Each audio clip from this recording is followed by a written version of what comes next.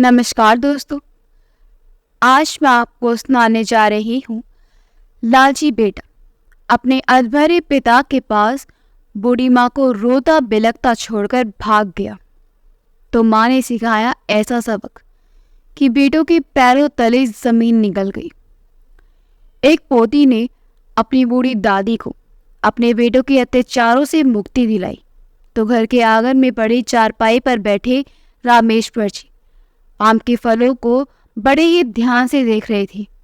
उन फलों को देखकर उनके मन में ढेरों विचार उमड़कर उनके मन को बेचैन किए जा रहे थे कि कैसे ये आम के फल साल में एक बार आते हैं, तब तो इसकी शोभा निराली ही रहती है और कोई ना कोई इस पेड़ के नीचे खड़ा होकर इसे जरूर निहारता है और इस पेड़ की देखभाल होती है। लेकिन जैसे ही इसके सारे फल तोड़ लिए जाते हैं तो ये पेड़ साल भर के लिए फिर से वीरान हो जाता है।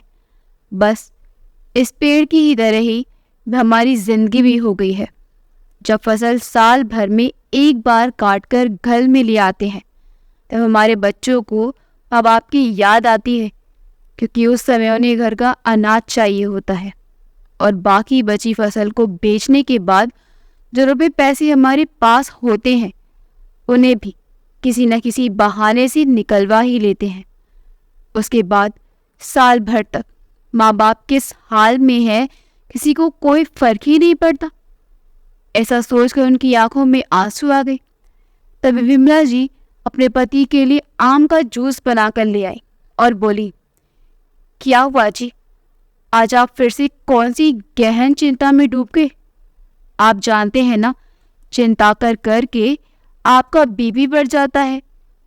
डॉक्टर ने आपको ज़्यादा से ज़्यादा खुश रहने के लिए कहा है ना, फिर भी आप इतना क्यों सोचते हैं?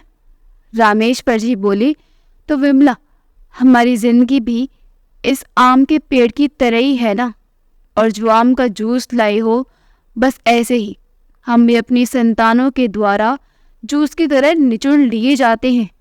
रामेश्वर जी की बातें सुनकर विमला जी को बहुत बड़ा धक्का लगा। सही तो कह रहे थे वे, उनके बच्चे हर साल उनके साथ वैसा ही तो करते थे। फिर भी जिस प्रकार हर पत्नी का फर्ज होता है अपने पति के हर दुख सुख में साथ देना, वैसे विमला जी ने भी अपने पति को समझाने की कोशिश की कि वे ज़्यादा चिंता ना करे, जो जैसा करेगा वैसा भरेगा। लेकिन सच्चाई तो वह भी जानती थी कि उनके बेटे कितने मतलबी हैं। उन्होंने उस समय अपने पत्नी के साथ इधर उधर की बातें की और उन्हें खुश रखने की कह रही थी कि उन्हें बड़े बेटे विकास का फ़ोन आया और उसने कहा, माँ, पापा कहाँ हैं? विमला जी बोली, क्यों बेटा, तुम्हें अपने पापा से ऐसा क्या काम पड़ गया? विकास रुआसी आवाज में बोला, माँ, मुझे 20,000 रुपये की सख्त ज़रूरत है। प्लीज़ आप पापा से कहकर 20,000 रुपये आज ही मेरे अकाउंट में डलवा दीजिए ना। विमला जी पुत्र मोह में फंस कर अपने पति से बोली, अजय विकास का फ़ोन है, उसने 20,000 रुपये मांगे हैं। बहुत परेशान लग रहा था, पैसे जल्दी से जल्दी अपने अकाउंट में डालने के लिए कह रहा था, इसलिए आप जल्दी से बैंक जाकर 20,000 रुपये डाल दीजिए ना। फिर बाद में उससे पूछ लेंगे कि उसे ऐसी क्या ज़रूरत पड़ गई थी। रामेश्वर जी मन ही मन सोचने लगे, इसे ही कहते हैं माँ की ममता, और बिना कुछ कहे चुपचाप उठे और बैंक में जाकर विकास के अकाउंट में 20,000 रुपये ट्रांसफ़र कर दी। उसके 2 महीने बाद उनके छोटे बेटे अजय ने फ़ोन लगाया और बताया कि उसका बेटा छत के ऊपर से गिर गया है, इसलिए उसे दिखाने के लिए 20,000 रुपये की सख्त ज़रूरत है। अब रामेश्वर जी ने सोचा, अगर बेटों से ऐसे ही लूटता रहा तब तो उनके पास कुछ भी नहीं रह जाएगा। इसलिए उन्होंने अपने बड़े बेटे को फ़ोन लगाया और कहा कि उन्होंने जो 20,000 रुपये उसे दिए थे वह वापस कर दे, क्योंकि अजय का बेटा जय छत के ऊपर से गिर गया है और वह अस्पताल में भर्ती है। उसे पैसों की आवश्यकता है, इसलिए वह उन रुपयों को उसे देना चाहते हैं। रामेश्वर जी ने जैसे ही अपने पैसों की मांग की, विकास की बात करने का तरीका ही बदल गया। उसने साफ साफ कह दिया कि उन्हें लुटाने के लिए उसके पास एक फूटी कौड़ी भी नहीं है। रामेश्वर जी तो पहले से ही जानते थे कि विकास उन्हें पैसे वापस करने वाला नहीं है, क्योंकि उन्होंने धूप में बाल सफ़ेद नहीं किए थे। उन्हें इतना अंदाज़ा तो था ही कि उनकी संतान कितनी मतलबी और मक्कार है। लेकिन उस समय उन्हें उससे कुछ नहीं कहा, सिर्फ इतना ही कहा कि पैसे नहीं हैं तो ना सही, कम से कम अपने भाई के बेटे को तो देखने आ जाना, और फ़ोन काट दिया। फिर विमला जी से कहा कि चलो अपने पोतों को देखने के लिए जाने की तैयारी करो, और उन्होंने बैंक से 20,000 रुपये निकाल लिए और दोनों पति पत्नी अपने पोते को दिखाने के लिए अस्पताल पहुंच गए। जैसे ही दोनों माता पिता अस्पताल में पहुंचे, अजय ने सबसे पहले अपने पिता से पैसों के बारे में पूछा। रामेश्वर जी भी कम चालाक नहीं थे। उन्होंने कहा, अरे बेटा, हमें पहले अपने पोते से तो मिल लेने दो, हम कहीं भागे तो नहीं जा रहे हैं ना। अपने पिता की बात सुनकर अजय थोड़ा लज्जित सा हुआ और उन्हें अपने बेटे जय से मिलवाने के लिए ले गया। रामेश्वर जी अपने पोते को देखकर रो पड़े। वही विमला जी के आंसू तो रुकने का नाम ही नहीं ले रहे थे। तभी छोटी बहू रजनी आई और बोली, माँ जी, आप इतना मत रोइए, आप लोगों का आशीर्वाद रहा तो हमारा बेटा जल्दी ही ठीक हो जाएगा। बस आप लोग समय समय पर जब जब हम पैसों की ज़रूरत हो आप भेजते रहिएगा। बिमला जी बोली, हाँ बहू, पैसों की कोई कमी नहीं होगी, बस तुम डॉक्टर से कहकर जय के इलाज में कोई कमी मत होने देना। रजनी मन ही मन बहुत खुश हुई। जैसे ही रामेश्वर जी ने अपने छोटे बेटे विकास को 20,000 रुपये दिए, उसने थोड़ी देर में उनसे कहा, पिताजी, अब आप और माँ यहाँ रहकर क्या करोगे? आप ही उम्र हो चली है, यहाँ रहकर बेकार में ही परेशान होते रहोगे, इसलिए अब आप दोनों अपने घर चले जाइए। रामेश्वर जी और विमला जी ने जब अपने बेटे के मुंह से ऐसी बातें सुनी तो वे दोनों दंग रह गए। वे दोनों तो कुछ दिनों तक अपने पोते के साथ अस्पताल में रुकने के लिए आए थे ताकि उनके बेटे बहू को परेशानी ना हो, लेकिन वहां जाकर तो उनकी सोच के विपरीत ही था। उन्होंने उस समय तो उसने कुछ नहीं कहा और चुपचाप अपने घर वापस चले आए। उस दिन रामेश्वर जी को बहुत ही बुरा लगा कि उनके बेटे ने उन्हें ना ही एक दिन अस्पताल में रुकने के लिए कहा और ना ही अपने घर चलने के लिए कहा। ये बात जब उन्होंने अपनी पत्नी विमला जी से अपना मन हल्का करने के लिए कही तो उन्होंने कह दिया, नहीं जी, ऐसी कोई बात नहीं है, मेरा बेटा घबरा गया है, उसका दिमाग काम नहीं कर रहा है कि वे क्या कर रहा है और क्या करना चाह रहा है, इसलिए अपने बच्चों की बातों का क्या बुरा मानना। विमला जी के ऐसा कहने पर रामेश्वर जी ने भी अपने मन को मान न लिया। अब 20 दिन के बाद अजय अपने पिता से अपनी परेशानी बताता रहता कि जय अभी भी ठीक नहीं हुआ है, डॉक्टर एक से एक खर्चे बता रहे हैं, कहकर कभी 10 तो कभी 20,000 रुपये मांगता रहा। और विमला जी अपने पोते के मुंह में अपने पति से निवेदन कर करके पैसे भिजवाती रही, लेकिन अजय जैसे उसकी दादा दादी से नहीं मिलने देता था और विमला जी को हमेशा अपने पोते के शरीर में बंधी सफ़ेद पट्टी ही दिखाई देती रहती थी। इसलिए वह अपने पति से हमेशा कहती रहती थी कि जान बची तो लाखों पाए, पैसों को तो आज नहीं तो कल कमा ही लेंगे, लेकिन अगर शरीर का इलाज सही समय पर नहीं हुआ तो जीवन भर वह ठीक नहीं हो सकता।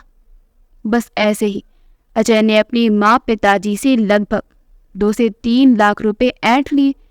इस बात की भनक जब बड़े बेटे विकास को लगी तो उसने सच्चाई जाननी चाहिए कि क्या वास्तव में जय को इतने पैसे लग रहे हैं या जय माँ पिताजी से झूठ बोलकर पैसे ऐंठ रहा है।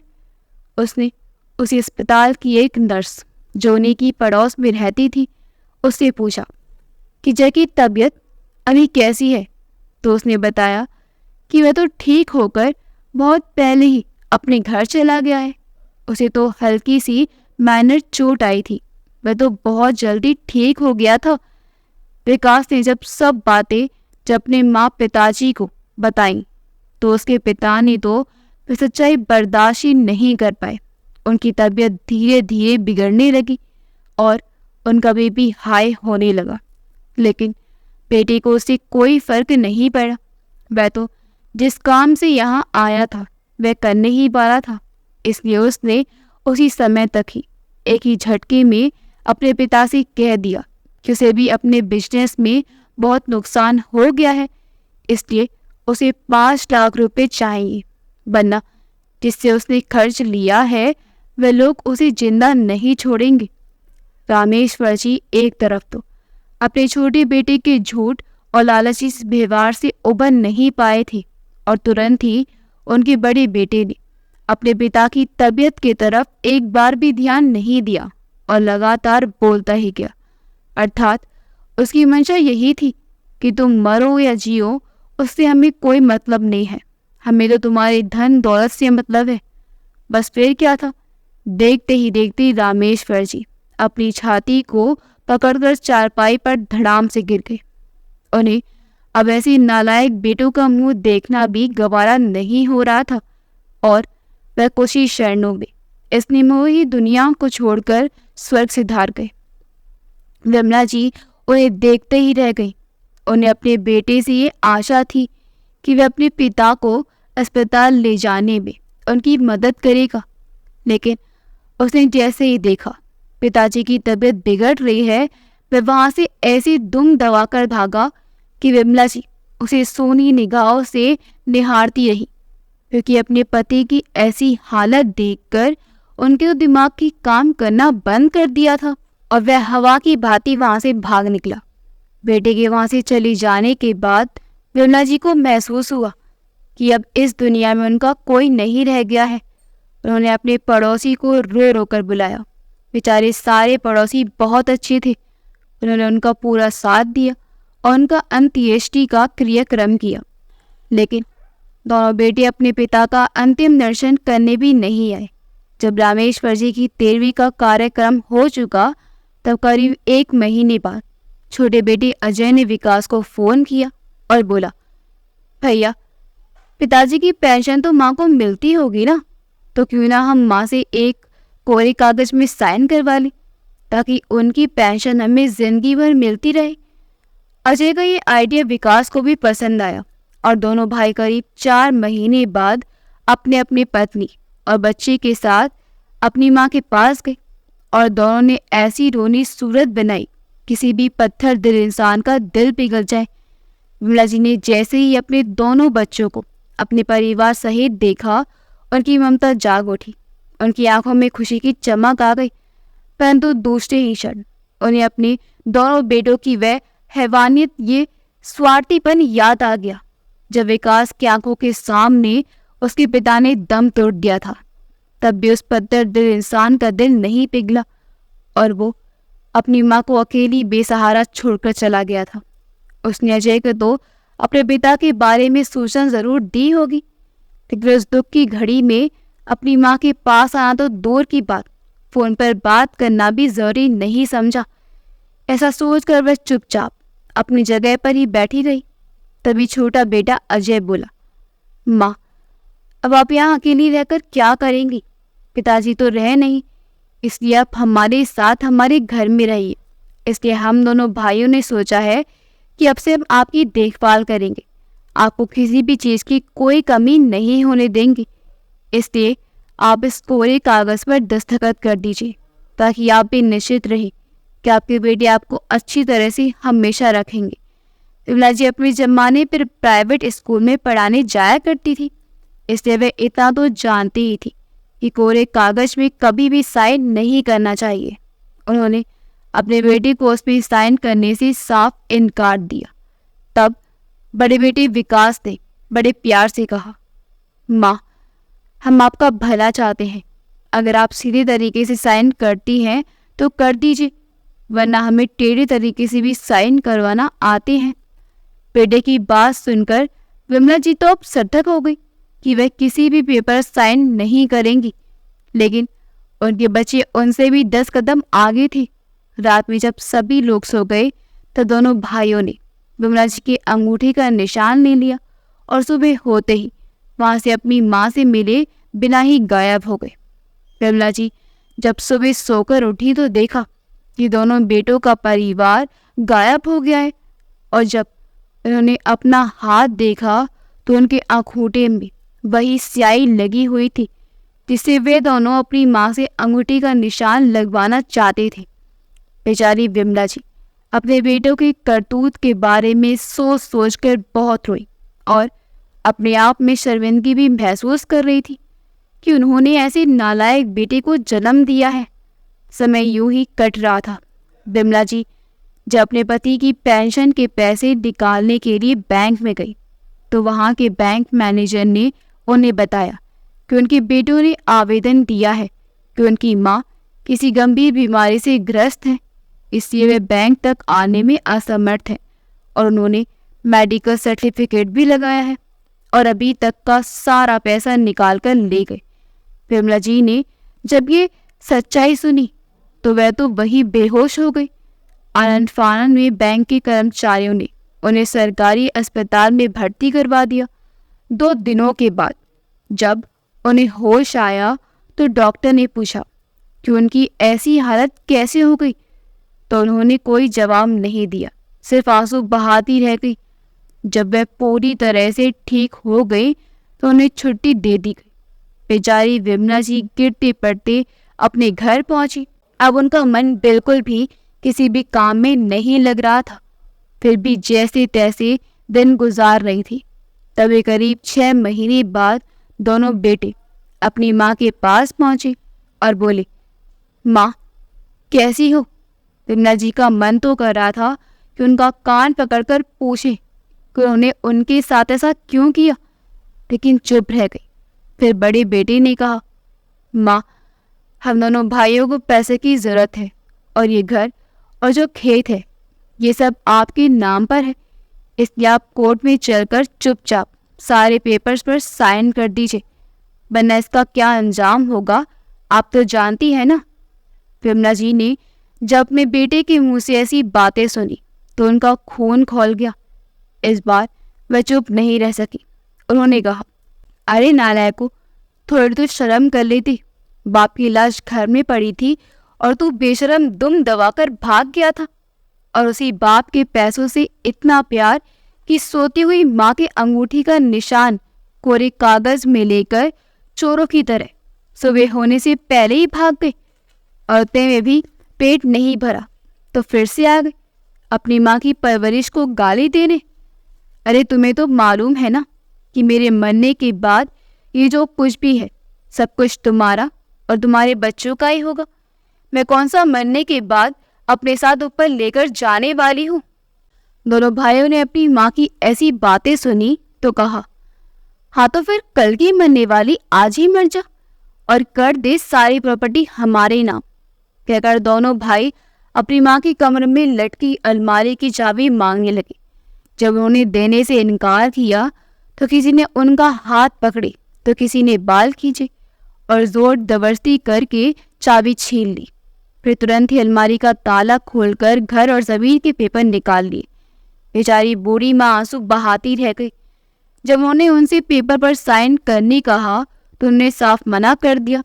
तब दोनों भाइयों ने विमला जी के गाल पर थप्पड़ों की बरसात कर दी, बाल पकड़कर घसीटा, और तो और दोनों बेटों ने जबरदस्ती उनका हाथ पकड़कर सभी जगह उनके अंगूठे का निशान लगवा लिया और लात घूंसों से इतना मारा कि वह अधमरी सी हो गई और उन्हें घसीट कर रात के अंधेरे में घर से बाहर निकाल दिया और घर में ताला लगाकर वहां से भाग गए ताकि रात के अंधेरे में किसी को कानों कान खबर ना हो सके।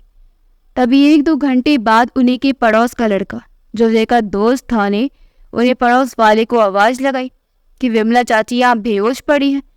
सभी लोग वहां इकट्ठे हुए और किसी ने एम्बुलेंस को फोन लगाया। इस प्रकार सभी के सहयोग से विमला जी को अस्पताल पहुंचा दिया गया। विमला जी कई दिनों तक सरकारी अस्पताल में ही पड़ी रही। उस बीच किसी ने भी ये ध्यान नहीं दिया कि विमला जी बाहर पड़ी हुई हैं और घर में ताला कैसे लगा है। किसी को उतनी फुर्सत ही नहीं थी। अजय के दोस्त ने वहां का वीडियो बनाकर उसे भेज दिया था, तो अजय को लगा उसकी माँ सचमुच मर चुकी है। उसने वह वीडियो अपने भाई को भी भेज दी। भाई बहुत खुश हुआ, क्योंकि उन्हें कुछ चहेते लोग विमला जी की ऐसी हालत को देखकर रो रही थी। तो उन्हें लगा अब तो माँ से हमेशा हमेशा के लिए छुटकारा मिल गया। लेकिन 3 महीने तक विमला जी का इलाज चलता रहा। फिर जैसे ही वह ठीक हो गई, डॉक्टरों ने उन्हें अस्पताल से छुट्टी दे दी। अब वे वहाँ कहाँ जाएं, उन्हें कुछ समझ में नहीं आ रहा था। फिर उन्होंने अपने घर जाने की सोची और धीरे धीरे अपने घर पहुँच गई। वहाँ जाकर देखा तो उस घर का तो कायाकल्प ही हो चुका था। उन्होंने जब उस घर में रहने वाले लोगों से पूछा कि वो लोग वहाँ क्या कर रहे हैं, तो उन्होंने जवाब दिया, आज से लगभग 3 महीने पहले विकास और अजय नाम के शख्स ने हमें एक घर बेच दिया है। विमला जी ने जब अपने बेटों का नाम सुना तो वह समझ गई कि ऐसी नीच हरकत उनके बेटे ही कर सकते हैं। इसलिए उन्होंने उसे निवेदन किया कि उनके पहले का जो सामान रखा होगा और में से कुछ ज़रूरी सामान लेने दीजिए। मकान मालिक दयालु प्रवृत्ति का था, इसलिए उन्होंने उनका सामान एक जगह समेट कर रख दिया था। विमला जी ने उसमें से अपने कुछ कपड़े लिए, अपने पति की फोटो ली और चुपचाप वहां से चली गई। चलती चलती वह एक मंदिर के पास पहुंची। वहां किसी रईस आदमी की तरफ से भंडारा बंटवाया जा रहा था। विमला जी ने भी एक पत्तल पकड़ी और लाइन में खड़ी हो गई। जब उन्होंने भंडारा का भोजन लिया, थोड़ी ही देर में चट कर गई और फिर से लेने के लिए लाइन में खड़ी हो गई। ऐसा उन्होंने 3 बार किया। उनकी ऐसी हरकत को उस रईस आदमी, जिसका नाम राघव था, उसकी छोटी बेटी दिशा देख रही थी। उनको इस तरह खाता देख उसे बड़ा आनंद आ रहा था। तो उसे बात करने जाने ही वाली थी कि उसके पापा राघव जी ने उसे अपने साथ चलने के लिए कहा। तो वह दौड़कर अपने पापा के पास चली गई और वे सभी लोग कार में बैठकर अपने अपने घर चले गए। लेकिन दिशा को उस रात नींद ही नहीं आ रही थी, क्योंकि वह जैसे ही आंख बंद करती, उसकी आंखों के सामने उस बूढ़ी भिखारिन का चेहरा सामने आ जाता। वह दूसरे दिन जैसे ही कॉलेज जाने के लिए निकली, सबसे पहले वह उस बूढ़ी अम्मा जो मंदिर के पास मिली थी उनसे मिलने गई। लेकिन वह उसे वहां नहीं दिखी। उसने इधर उधर नजर दौड़ाई तो देखा मंदिर से कुछ दूरी पर एक घास फूस की झोपड़ी बनी हुई थी। वह बूढ़ी भिखारिन उसी झोपड़ी के दरवाजे पर बैठी आने जाने वाले लोगों को निहार रही है। उनकी आंखों से आंसू की धारा बह रही है और चेहरा झुर्रियों से अटा पड़ा है। दिशा उनके पास गई और बोली, अरे आप यहाँ क्या कर रही हैं? मंदिर में आरती हो चुकी है और पंडित जी प्रसाद वितरण भी कर चुके हैं। श्रद्धालुओं का आना जाना शुरू हो गया है और आप हैं कि यहाँ बैठी हुई है। क्या आपको भूख नहीं लगी? सभी लोग तो मेरे जैसे आपको यहाँ प्रसाद लाकर नहीं देंगे ना, तो आप अपना ध्यान क्यों नहीं रखती? एक तो आप यहाँ अकेली रहती हैं, और अगर आपकी तबीयत खराब हो गई तो कौन आपको अस्पताल लेकर जाएगा? चलिए, मैं आपके लिए टिफिन लेकर आई हूँ, जल्दी से खा लीजिए। अपनी सेहत का ध्यान रखिए। ऐसा डांटती हुई दिशा ने अपने लिए जो टिफिन लाई थी वह विमला जी को देने के लिए जैसे ही उसने विमला जी का हाथ पकड़ा, उठाने की कोशिश की, तो उसने देखा उनका शरीर तो भट्टी की तरह तप रहा था। दिशा ये सब देखकर घबरा गई और विमला जी को उसके अपनापन भरे शब्द सुनाकर बहुत ही अच्छा महसूस हो रहा था। उनके शरीर में बुखार के कारण जो सुस्ती थी वह गायब हो गई थी। उनके अंदर ऊर्जा का एक नया संचार पैदा हो गया था।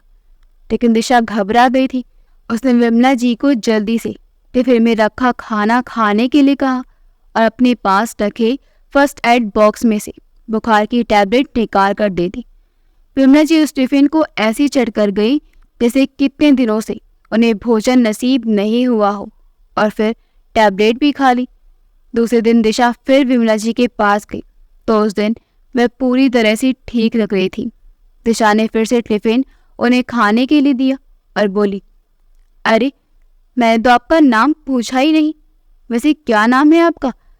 और इस दुनिया में आपका कोई नहीं है क्या? तब विमला जी बोली, बेटी, वैसे तो मेरा नाम विमला है, लेकिन लोग मुझे बूढ़ी भिखारिन या पागल भिखारिन भी कहते हैं। तुम्हें जो अच्छा लगे वही कह लेना। तभी दिशा बोली, नहीं नहीं, मैं तो आपको अम्मा जी बोलूँगी, क्योंकि मैंने बचपन से ही अपनी दादी या नानी को नहीं देखा और आप में मुझे मेरी दादी नानी नज़र आती हैं। फिर उसने बोला, हाँ तो अम्मा जी, आप कहाँ से आई हैं और आपके परिवार में कौन कौन है? तब विमला जी को दिशा भी अपनी पोती के समान लगने लगी, क्योंकि उन्होंने भी अपने पोते पोती को बचपन से अपने पास नहीं रखा था, इसलिए उसमें उनको अपनी पोती नजर आ रही थी। उन्होंने उसे शुरू से ही आखिरी तक का सफर बताया कि किस तरह उनकी शादी रामेश्वर जी के साथ हुई और उनके दोनों बेटों को उन्होंने किस तरह नाजू से पाल पोस कर बड़ा किया और किस प्रकार उनके बेटों ने उसे समय समय पर धोखाधड़ी करके बड़े आदमी बनकर दुनिया में अपना पहचान बना ली। लेकिन जिस माँ ने इस दुनिया में पहचान करवाया, उसी माँ को उन्होंने लात घूंसे मारकर घर से बाहर निकालकर फेंक दिया और आज दर दर की ठोकर खाने के लिए मजबूर कर दिया। और ये भी बताया कि किस तरह आस पड़ोस वालों की मदद से उन्हें सरकारी अस्पताल पहुंचा दिया गया। फिर वहां से वापस आने के बाद उन्हें पता चला कि उनके लालची बेटों ने उनके घर भी भेज दिया। फिर भटकते भटकते वे वहां तक पहुंची। अम्मा जी की दर्द भरी कहानी सुनकर दिशा भी रो पड़ी। विमला जी जब से अपनी आप बीती बता रही थी, तब उसने उनका वीडियो बना लिया था और कल मिलने आऊंगी कहकर वहां से चली गई। अपने घर में जाकर वह गुमसुम सी मोबाइल लेकर बैठी अपने पापा का इंतजार कर रही थी, क्योंकि वह अपने पिता की चहेती जो थी, वह उस बूढ़ी अम्मा के बारे में सबसे पहले अपने पापा को ही बताना चाहती थी और उसे अपने पापा के ऊपर पूरा भरोसा था कि वह उसकी मदद ज़रूर करेंगे। शाम को उसके पापा राघव जी जैसे ही घर आए, दिशा अपने पापा से लिपट गई। रामेश्वर जी समझ गए दिशा आज फिर से किसी बड़ी चीज़ की फरमाइश करने वाली है। उन्हें जैसे ही उसे अपनी से अलग करके उसे पूछने की कोशिश की, क्या चाहिए मेरे बच्चे को, तो उन्होंने देखा दिशा की दोनों आंखें गीली थी।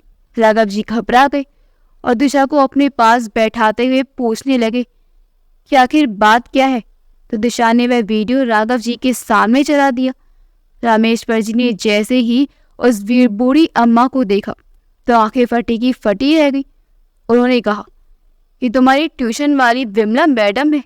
बेटा, ये तुझे कहाँ मिली? दिशा खुश हो गई। पापा, आप इन्हें पहचानते हैं? हाँ बेटा, यही तो है जिसकी बदौलत आज मैं सफलता की इस मुकाम पर हूँ। आज तो चलिए ना पापा, उनसे मिलने। हाँ बेटा, अभी के अभी चलेंगे उनसे मिलने। दिशा और उसके पापा, मम्मी पापा तुरंत ही विमला जी से मिलने चले गए। विमला जी उसी झोपड़ी में बैठी अपनी पति की फोटो पर हाथ फेरती हुई बोलती जा रही थी, आपने मुझे इस जालिम दुनिया में किसके सहारे छोड़ा है जी? आप अपने साथ ही मुझे लेकर क्यों नहीं गए? मेरी सबसे बड़ी गलती यही है ना कि मैंने ऐसे नालायक और लालची बेटे को जन्म दिया है। तभी राघव जी बोले, नहीं मैडम, गलती आपकी नहीं, गलती आपके उन नालायक बेटों की है जिनके पास सब कुछ होते हुए भी अपनी देवी समान इतनी प्यारी सीमा को अपने पास नहीं रख सके। विमला जी अचानक से आई, रफ्तार आवाज से चौंक गई और डर के कारण सिकुड़ती हुई एक कोने में दुबकने लगी। तब दिशा उस झोपड़ी के अंदर आई और उन्हें सांत्वना देते हुए बोली, अरे अम्मा, मैं हूँ, मैं।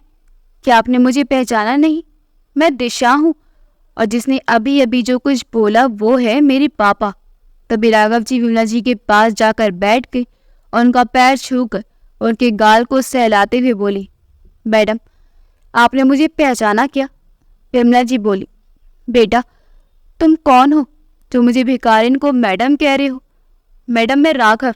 जब मैं छोटा था तो आपने कितने कड़े शासन से पढ़ाया था मुझे, और अगर आपने मुझे उन दिनों सही शिक्षा ना दी होती तो शायद आज मैं इस मुकाम तक नहीं पहुंच पाता।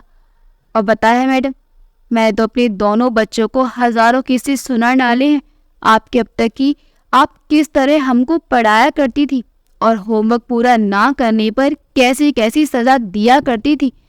विमला जी बोली, हाँ बेटा, याद आया, मैं तुझे राजू से बुलाया करती थी ना। हाँ हाँ मैडम, मैं वही राजू हूँ। देखिए, आज भी मेरा नाम याद है आपको। फिर विमला जी ने राजू और अपने बीच के ढेरों किस्से दिशा को सुना डाले। बीच बीच में सभी लोग जोर जोर से हंसते तो कभी कभी शांति सी छा जाती। उस दिन तो मानो विमला जी फिर से अपनी जवानी के दिनों में, जब वह प्राइवेट स्कूल में पढ़ाने जाया करती थी, वहां पहुंच गई। विमला जी उस दिन अपने आप को बिना नहाए बिना खाए ही तरोताजा तंदुरुस्त महसूस कर रही थी। फिर दिशा ने कहा, फिर इस लिहाज से तो आप हमारी दादी हुई, तो चलिए ना दादी, आप हमारे साथ। हमारे घर में आपके बेटे का घर बहुत बड़ा है और दिल भी। विमला जी मना करती रही, लेकिन दिशा नहीं मानी और उन्हें अपने साथ लेकर अपने घर आ गई। अब दिशा विमला जी से बोली, दादी, आपको अपने बेटे के ऊपर केस करना चाहिए कि उन्हें आपके साथ कितना क्रूरता व्यवहार करा दिया है और धोखे से आपकी संपत्ति को भी हड़पा है। विमला जी बोली, बेटी, अब मेरी उम्र ही कितनी बची है जो मैं अपने संतानों पर मुकदमा करूंगी? नहीं बेटी, ये मुझसे नहीं होगा। फिर भी दिशा ने जिद की कि आप बुज़दिलों की तरह इस दुनिया में नहीं जा सकती। आपको ये कदम उठाना ही होगा। आप तो पढ़ी लिखी शिक्षित है ना, फिर दूसरों अत्याचार सहना भी पाप के समान ही होता है। और उसने अपने दोस्त की मदद से शहर के एक जाने माने वकील को अपना केस दे दिया और उनके बेटे के खिलाफ नोटिस भिजवा दिया। जब नोटिस छोटे बेटे के पास पहुंचा तो वह हक्का बक्का रह गया। उसने तुरंत अपने बड़े भाई विकास को फोन लगाया और सारी बात बताई। तब विकास बोला, अरे ऐसे कैसे हो सकता है छोटे? तूने तो वह वीडियो भेजा था ना, जिसमें पास पड़ोस के सभी लोग रो रहे थे और माँ नीचे मरी पड़ी थी। फिर ये नोटिस कौन भेज सकता है? दोनों भाई बात कर ही रहे थे जब तक बड़े बेटे के पास भी नोटिस पहुंच गया। बड़ा बेटा तो नोटिस को देखते ही पागलों की तरह हरकतें करने लगा। उनका बीपी हाई हो गया और कुछ देर बाद उसका मुंह तिरछा हो गया। हाथ काम करना बंद कर दिए और पैर लड़खड़ाने लगे।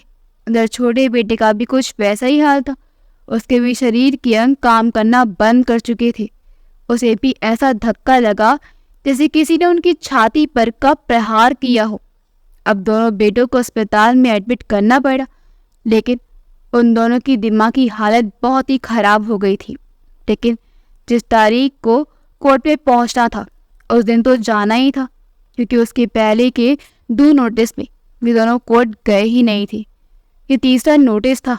अगर इस बार वे दोनों भाई अपनी मर्जी से नहीं जाते तो वह दोनों जिस हालत में होते और जहां भी होते, पुलिस पूरी उसी हालतें उठा लाते। इसलिए कोर्ट जाना ही पड़ा। दोनों भाइयों ने जब अपनी माँ को सही सलामत रेशमी साड़ी में देखा तो उनकी आंखों में खून उतर आया। उन्हें देखकर ऐसा लगता था जैसे भी दो अभी के अभी उन्हें मार डालेंगे। लेकिन दिशा ने उनसे मिलने नहीं दिया। जब कोर्ट की कार्रवाई हुई तो विकास बोला, जज साहब, ये कैसी माँ है जो अपनी बेटों पर मुकदमा चला रही है? इसे जितना पैसा चाहिए था हमें बोल देती, हम इसे भीख में दे देते। कम से कम हमारी ऐसी बदनामी तो नहीं होती। तब छोटा बेटा अजय भी बोला, हाँ जज साहब, हमें शहर के जाने मारे व्यापारी हैं, बाहर हमारी कितनी थू-थू हो रही है। इस अनपढ़ गवार को क्या मालूम, खुद को अपनी इज्जत बचाकर नहीं रख पाई, इससे हमारी इज्जत को भी तार तार कर रही है। तभी विमला जी का वकील बोला, हाँ जज साहब, विमला जी के दोनों बेटों ने अपने मुंह से अपना गुनाह कबूल किया है कि दोनों इस शहर के नामी व्यवसायी हैं। तो मैं आपके माध्यम से इन्हें पूछना चाहता हूँ कि इतने इज्जतदार और नामी व्यवसायी की माँ अब तक कहाँ थी? आप ही पूछिए। दोनों भाइयों की बोलती बंद हो गई, क्योंकि उन्हें तो पता ही नहीं था कि विमला जी इतने दिनों तक कहाँ थी और आज वे यहाँ तक कैसे पहुँची। तब वकील साहब ने वह वीडियो जज साहब के सामने रख दी, जिसमें विमला जी ने दिशा को सारी बातें बताई थी। जज साहब ने जब वह वीडियो देखा तो दोनों बेटों को 3-3 साल की सजा और 5-5 लाख जुर्माना लगाया। अपनी बूढ़ी माँ को मारने पीटने और धोखे से उनकी संपत्ति हड़पने तथा मानसिक प्रताड़ना देने के लिए दोनों भाई सम्मान पूर्वक अपनी माँ के 2-2 महीने अपने पास रखेंगे और उनकी दवाई गोली और खाना पीने का विशेष ध्यान रखेंगे। अगर ऐसा नहीं किया गया और उन्हें थोड़ी सी भी परेशानी हुई तो उनकी सज़ा भी बढ़ा दी जाएगी और अमाउंट भी बढ़ा दिया जाएगा। जज साहब का फैसला सुनते ही दिशा तो खुशी से उछल पड़ी। उसने विमला जी से कहा, देखा दादी, आप जीत गई, आपको न्याय मिल गया, सत्य की विजय हुई। लेकिन विमला जी के चेहरे में कोई उत्साह नहीं दिख रहा था। उनके मन में उतर पुतर चल रही थी कि अपनी ही संतान से जीतकर कौन सी विजय, कैसी जीत, और जिन बेटों ने मुझे मरने के लिए घर के बाहर छोड़कर भाग गए, उसके घर का एक बूंद पानी भी जहर की समान ही होगा। तभी दिशा उनसे गले लगने के लिए कटघरे की तरफ दौड़ी। जब तक विमला जी वहीं रुक गई थी, उनकी आंखें पथरासी गई थी, शरीर में कोई हलचल नहीं हो रही थी। तभी दिशा जोर से चिल्लाई, दादी। सभी लोगों की नज़र विमला जी की तरफ थी। तब तक पुलिस वाले और भी कुछ लोग वहां आ चुके थे। दिशा ने अपने पापा को फ़ोन करके रोते हुए सारी बात बताई। उसके पापा तुरंत वहां पहुंचे। जब तक विकास और अजय भी माँ कहकर रोते हुए उनके शरीर को हाथ लगाने लगे तो दिशा ने कहा, अरे दुष्ट पापी, आप लोग मेरी दादी के पवित्र शरीर को छू नहीं सकते। अब आप लोग किस हक से इनके शरीर को हाथ लगा रहे हो? मेरी दादी ने कोर्ट में केस लगाने से पहले ही मुझसे वचन दिया था कि उनके इस पवित्र शरीर को उनके लालची अधर्मी बेटे के हाथ ना लगने दिया जाए और उनकी चिता को अग्नि मेरे पापा ही देंगे, क्योंकि मेरे पापा ने भले ही उनकी कोख से जन्म ना लिया हो, लेकिन ऐसा एक भी दिन नहीं होगा जब इन्होंने अपनी ट्यूशन वाली मैडम को याद ना किया हो। शायद मेरे पापा का निश्चल प्रेम ही था जब मेरी दादी मुझे उस खास पुलिस की झोपड़ी में मिली। वहाँ का दृश्य आज भी मुझे झकझोर देता है। ऐसी जगह में रहने के लिए मजबूर कर दिया था आप लोगों ने मेरे स्वाभिमानी दादी को। तभी तो आज केस जीत जाने के बाद भी आप लोगों के घर का एक बूंद पानी पीना भी गवारा नहीं समझा और अपने प्राण त्याग दिए। ऐसी स्वाभिमानी माँ के पेट से ऐसे निर्लज्ज और धोखेबाज संतान कैसे पैदा हो सकती है? मुझे तो सोच कर ही बहुत बुरा लगता है मेरी दादी के लिए कि उन्होंने आप जैसी संतान को जन्म दिया। दिशा इतनी कम उम्र में इतना कुछ बोल लेगी, उसे भी पता नहीं था। और उसके पापा तो उसके विचार सुनकर दंग रह गए। उन्हें गर्व हो रहा था अपनी परवरिश पर। विमला जी के दोनों बेटों को आज अपनी गलती का एहसास हो रहा था। वे दोनों भी रो रहे थे, लेकिन कुछ नहीं कर पा रहे थे। वही राघव जी ने विमला जी का अंतिम संस्कार किया और सारे क्रियाक्रम करके एक बेटी होने का फर्ज निभाया। अगर आपको हमारी कहानी अच्छी लगी हो तो हमारे वीडियो को लाइक करें, शेयर करें और हमारे चैनल योगी वॉइस को सब्सक्राइब कर दें। मिलते अगली वीडियो में। आपका बहुत बहुत धन्यवाद।